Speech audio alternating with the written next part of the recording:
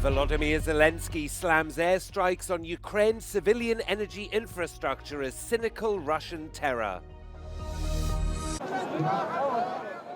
Austria's government says it's offering Syrian refugees a return bonus of €1,000 to go home following the collapse of Bashar al-Assad's regime. The move comes as several countries across Europe have already begun deliberating what to do with their Syrian refugee populations. In a post on X, Chancellor Karl Nehammer said Austria will support Syrians who wish to return to their home country with a return bonus of €1,000. The country now needs its citizens in order to be rebuilt. Austria has also stopped processing asylum applications filed by Syrians in line with several other European countries, including Belgium, Denmark and Germany. But the European Commission said that at present the conditions are not met for safe, voluntary, dignified returns to Syria. Almost 14,000 Syrians applied for international protection in Europe this year, according to the EU's asylum agency. Volodymyr Zelensky has said Ukraine's energy infrastructure was hit by one of the largest Russian attacks, but that the country's systems were being restored. According to Zelensky, Russia fired 94 cruise and ballistic missiles and almost 200 drones at Ukraine on Friday morning. 81 missiles were shot down. Zelensky slammed the strikes as cynical Russian terror on the country's power facilities.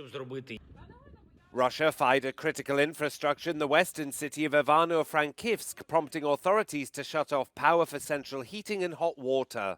Officials say that according to preliminary information, Friday's strike is the largest on the city since the start of the war.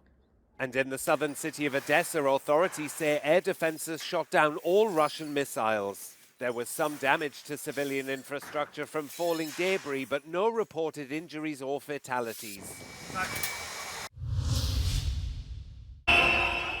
Protests in Georgia have entered their third week ahead of Saturday's presidential vote, in which loyalist candidate Mikhail Kavelashvili is expected to be appointed. The demonstrations began 2 weeks ago when the government announced that negotiations to join the EU would be pushed back. More unrest is expected on Saturday. Police have used tear gas and water cannons to disperse crowds, arresting more than 400 demonstrators. Opponents have accused the ruling Georgian Dream Party of sacrificing relations with Europe in favor of closer ties with Russia.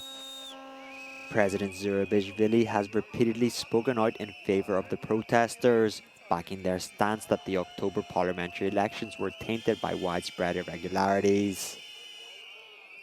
Demonstrators are asking for the release of prisoners and fresh elections.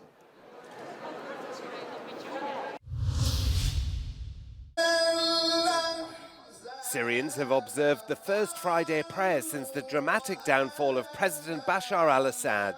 The gatherings illustrate the dramatic changes that have swept over Syria less than a week after insurgents marched into Damascus.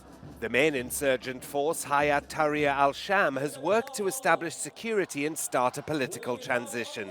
The group has tried to reassure a public concerned about hardliners among the rebels. HTS says it's broken with its extremist past, but it's still considered a terrorist group by the United States and some European countries. Meanwhile, US Secretary of State Antony Blinken met with allies around the region and called for an inclusive and non-sectarian interim government.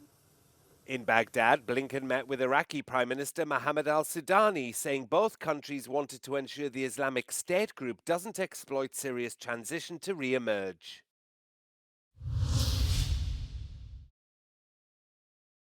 The Italian government has granted citizenship to Argentina's President Javier Milei.